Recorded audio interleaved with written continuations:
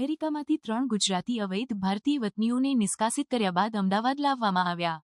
ત્રણેય વ્યક્તિઓ ગુજરાતના વતની છે અને તેઓ વિઝા વિના અથવા વિઝાની સમયસીમા બાદ પણ અમેરિકામાં રહેતા હતા. અમેરિકન ઇમિગ્રેશન અને કસ્ટમ્સ એન્ફોર્સમેન્ટ આઈસ દ્વારા ધરપકડ કર્યા બાદ તેમને ભારત પરત મોકલવામાં આવ્યા છે. આ વ્યક્તિઓને અમદાવાદ એરપોર્ટ પર પહોંચ્યા બાદ સ્થાનિક પોલીસ અને ઇમિગ્રેશન અધિકારીઓ દ્વારા પૂછપરછ કરવામાં આવી રહી છે. તેમની વિદેશ યાત્રા અને અવૈધ રીતે અમેરિકામાં રહેવાની વિગતો મેળવવામાં આવી રહી છે. આ સાથે તેમના વિરુદ્ધ કાયદેસર કાર્યવાહી કરવાની પ્રક્રિયા શરૂ કરવામાં આવી છે. ગુજરાતમાં, ખાસ કરીને ઉત્તર ગુજરાતના વિસ્તારોમાં, લોકો અવૈધ રીતે અમેરિકામાં પ્રવેશ મેળવવા માટે માનવ તસ્કરીના શિકાર બનતા હોવાની ઘટનાઓ વધતી જોવા મળી રહી છે.